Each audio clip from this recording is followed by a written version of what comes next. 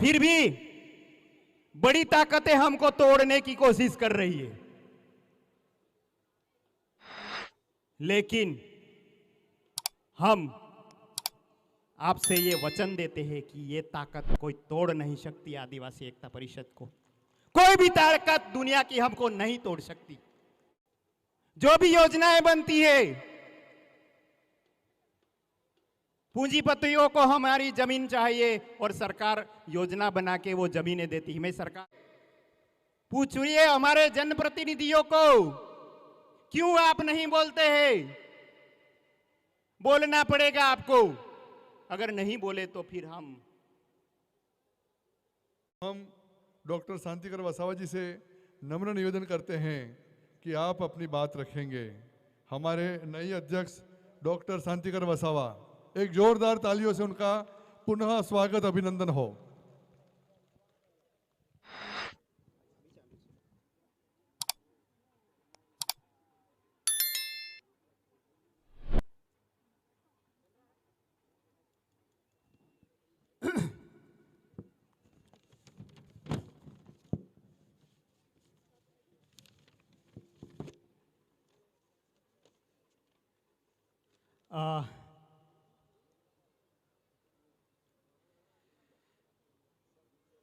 आज के 31वें आदिवासी सांस्कृतिक एकता महासम्मेलन में पूरे देश और दुनिया से पधारे हुए मेरे आदिवासी भाई बहनों को जय जोहार। आपकी जय, आपकी जय। नींद आ रही है ऐसा लग रहा है। आदिवासी एकता, आदिवासी एकता, आदिवासी एकता। तो आदिवासी एकता परिषद के पूर्व अध्यक्ष, अध्यक्ष मंडल के सदस्य, यहां पधारे हुए हमारे मेहमान, राजनीतिक प्रतिनिधित्व करने वाले एमपी, एमएलए, मेरे भाई बहन, बच्चों, सबको मैं आपकी जय फिर से करता हूं। आदिवासी एकता परिषद के अध्यक्ष की जिम्मेदारी यानी कि एक कांटों का ताज मुझे पहनाया गया है।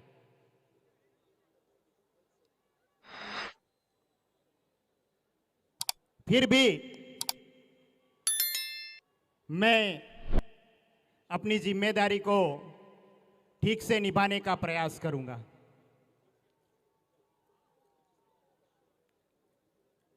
क्योंकि ये बहुत बड़ी जिम्मेदारी है।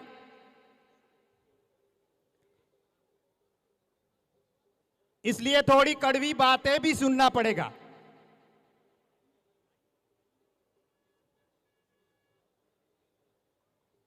क्योंकि ये जो हम काम कर रहे हैं, ये जो इतना बड़ा आंदोलन चला रहे हैं,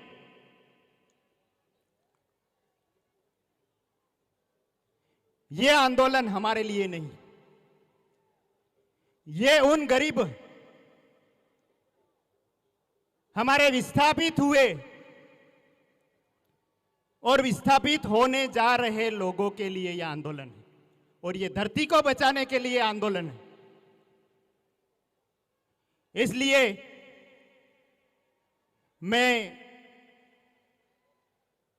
अगर हम आदिवासी एकता परिषद का आमुख भूल गए हैं, आदिवासी एकता परिषद का प्रस्तावना भूल गए हैं, जो हमारे घोषणा पत्र में लिखी है, वो अगर हम भूल गए हैं तो मैं आज वो पढ़ना चाहूंगा। थोड़ा टाइम लगेगा, लेकिन ध्यान से एक एक अक्षर, एक एक बात को आप सुनेंगे, ऐसी विनती है आपको। तो ये घोषणा पत्र जो आदिवासी एकता परिषद ने बनाया था, ये 1998 में बनाया था। नागझिरी में पालघर में जो सम्मेलन हुआ था, 5वां सम्मेलन, उसमें एकता परिषद का घोषणा पत्र रखा गया था। उसके आमुख में जो लिखा है, आदिवासी एकता परिषद का 5वां महासम्मेलन नागझिरी तहसील पालघर जिला थाना महाराष्ट्र में हुआ है। समूची दुनिया में जो प्रकृति और संस्कृति के नाश का संकट खड़ा हुआ है, वह हम मानते हैं कि सभ्यता का संकट है और आदिवासी जीवन मूल्य एवं जीवन शैली और ज्ञान का उपयुक्त अध्ययन, प्रचार प्रसार और पालन से ही उसको रोका जा सकता है। आदिवासी एकता परिषद पूरी दुनिया के अन्य सभ्यताओं की इस घोषणा पत्र से आग्रह करती है कि उपभोक्ता वाली दमन युक्त शासन या जीवन प्रणाली लंबी नहीं चल सकती। यह रास्ता सर्वनाश का ही है। इसलिए इस दौड़ को छोड़ देने का सबको आह्वान करती है। आज तक आदिवासी समाज को पिछड़ा है ऐसा माना व कहा जा रहा था और हमको सुधारने की कोशिश हो रही थी, लेकिन अब बिल्कुल साफ हो गया है कि कहलाने वाले विकसित और सुसंस्कृत समाज की जीवन प्रणाली से ही सर्वनाश की नौबत आई है। इसलिए हम आदिवासी एकता परिषद बनाकर और एक नया खेमा बनाने की कोशिश में नहीं है, बल्कि हम धर्म, गरीब अमीर, गोरे काले, स्त्री पुरुष ऐसे कई खेमों में बटी दुनिया को इंसानियत की पुनः अपने मूल के प्रति ध्यान आकर्षित करके एकता और संवादिता लाना चाहते हैं।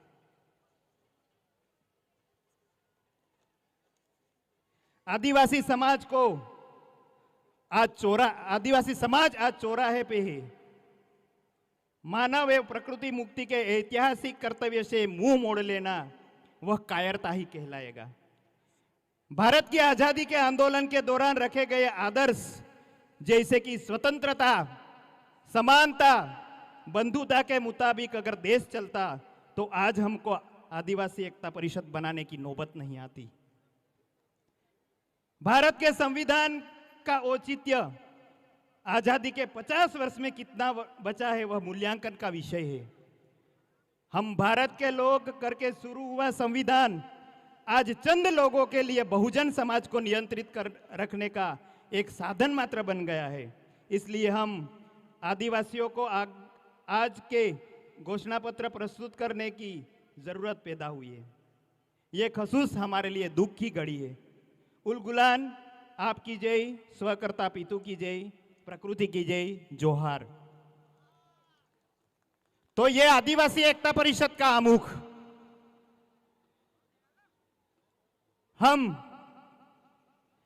मैं पूछना चाहूंगा, आप आदिवासी एकता परिषद के आंदोलन को सपोर्ट कर रहे हैं, हर साल आ रहे हैं, लेकिन मैं पूछना चाहूंगा, माफ कीजिए, कितने लोगों के पास आदिवासी एकता परिषद का घोषणा पत्र है? हाथ खड़ा कीजिए। ये हमारे लिए बहुत दुखद घड़ी है।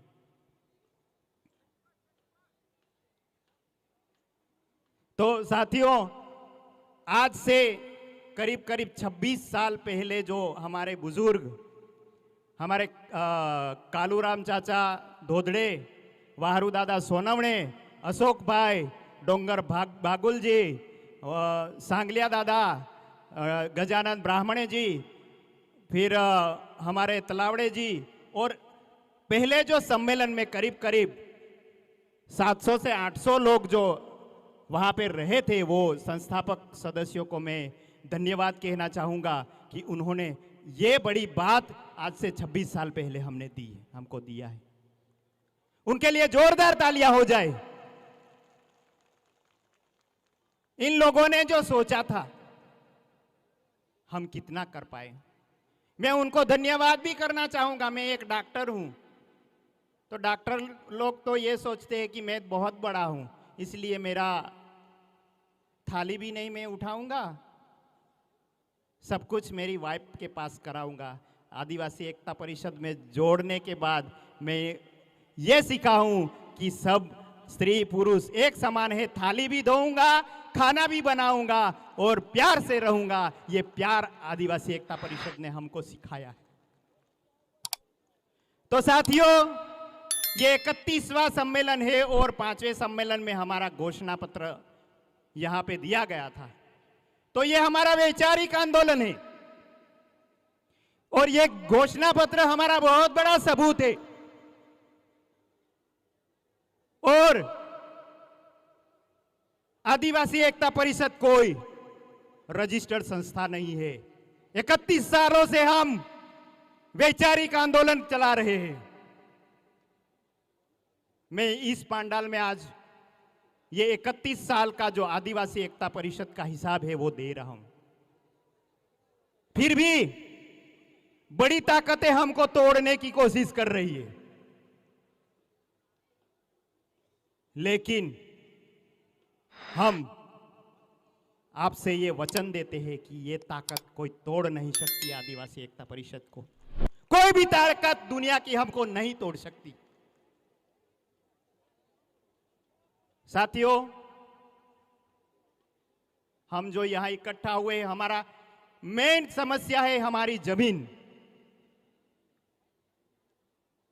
बात थोड़ी कड़वी लगेगी, इसके लिए मुझे थोड़े दिन पहले मार भी पड़ा था, लेकिन मैं बताना चाहूंगा,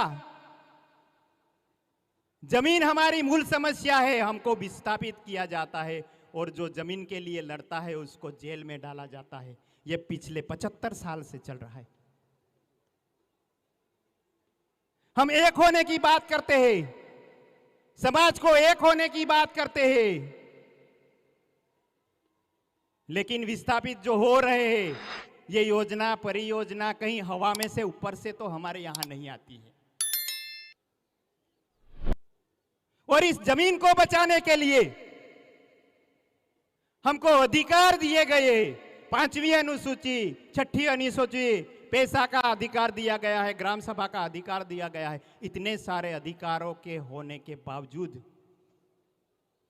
हम क्यों विस्थापित हो रहे? क्या क्या जिम्मेदारी हमारी बनती थी जो हम कर नहीं पाए? ये चिंतन का विषय है आज। जो भी योजनाएं बनती है, पूंजीपतियों को हमारी जमीन चाहिए और सरकार योजना बना के वो जमीनें देती है। मैं सरकार का विरोध नहीं करता, सर ने बोला है कि सरकार के बारे में आप बताना, लेकिन ये योजनाओं संसद, विधानसभा, ट्राइबल एडवाइजरी कमेटी में से पास होके आती है, तो वहां बैठे हमारे विधायक और सांसद क्या करते हैं? ये बड़ा सवाल है, कोई पर्सनली ना ले। 75 साल में यही हुआ है। यानी कि वो योजना बनाते हैं, हमारे लोग वहां बैठे सहमति देते हैं। योजना जब हमारे यहां आती है, लोग जब सड़कों पे निकलते हैं तो पुलिस डंडा मार के जेल में भेज देती है। तो यही कार्यक्रम अभी भी हमको चलाना है क्या? यही कार्यक्रम अगर अगले 50 साल भी चलेगा तो हम आदिवासी नहीं रहेंगे, हम मिट जाएंगे, हमारी पहचान मिट जाएंगी, हमारी जमीन चली जाएंगी। आज मैं युवाओं को, यहां बैठे युवाओं को कहना चाहता हूं, आप में जो हुनर है, आप में जो ताकत है, उसको ज्ञान में परिवर्तित कीजिए। अपने अधिकारों को जानिए, अपने संवैधानिक अधिकार और उन्होंने जो अधिकार दिए उसको जानिए और सवाल करिए। सवाल, हमें लड़ना नहीं है। अभी ये लड़ाई लकड़ी की बंदूक की लड़ाई नहीं है, ये बौद्धिक लड़ाई है। इसलिए आप लोग तैयार हो जाइए। पूछिए हमारे जनप्रतिनिधियों को, क्यों आप नहीं बोलते हैं? बोलना पड़ेगा आपको। अगर नहीं बोले तो फिर हम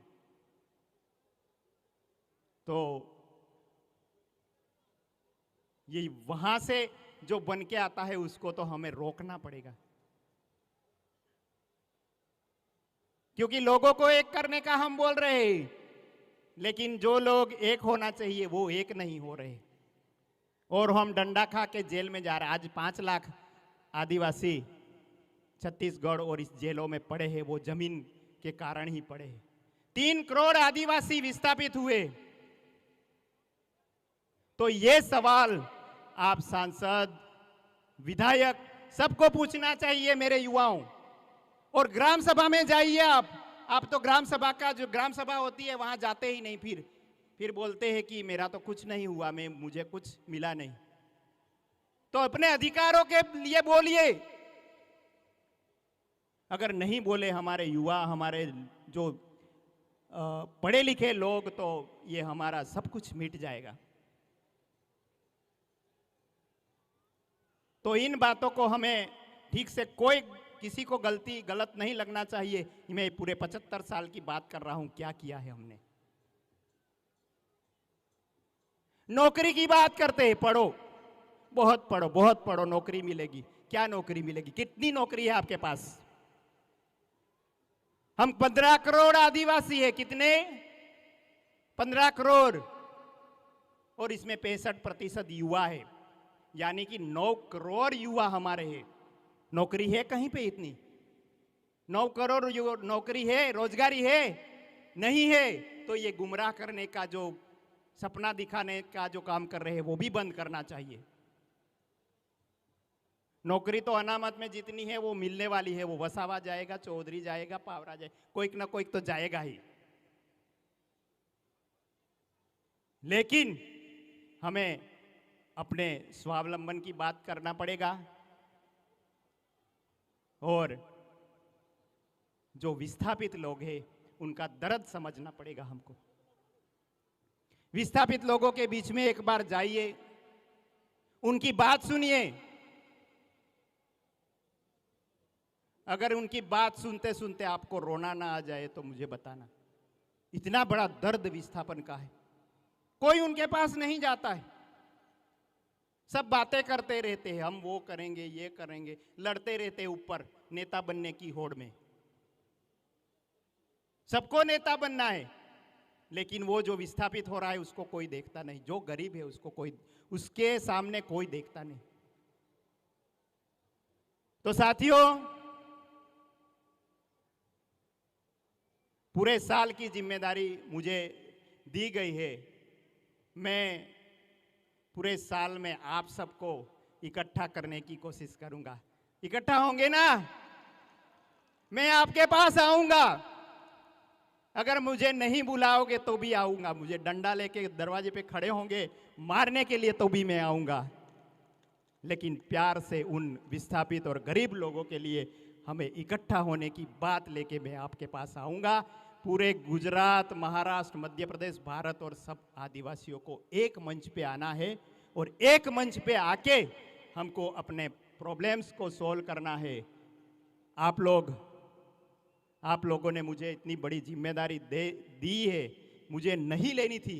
मैं पिछले 15 सालों से ना बोल रहा था कि मुझे नहीं लेनी, लेकिन हमारे साथियों ने जो जिम्मेदारी दिया है, तो मैं पूरे साल, और पूरे साल के लिए नहीं होती है, पूरे साल में मुझे बहुत काम करना पड़ेगा, लेकिन उसके बाद भी हमें उसमें काम करते रहना पड़ता है। मेरी बातों से किसी को गलत लगा हो, किसी को ठेस पहुंची हो, तो मुझे माफ़ कीजिएगा। लेकिन हमें अपनी जो रियलिटी है उसको युवाओं के सामने रखना पड़ेगा। तो मैं अपनी बात को यहाँ पे विराम देता हूँ। आप सबको फिर से जय जोहार, आपकी जय। आदिवासी एकता, आदिवासी एकता, आमू आका, आमू आका। धन्यवाद। જો આપે બોલેલા યુટ્યુબ ચેનલ સબસ્ક્રાઈબ ન કરી હોય તો સબસ્ક્રાઈબ કરી બેલ આઇકન જરૂર દબાવશો।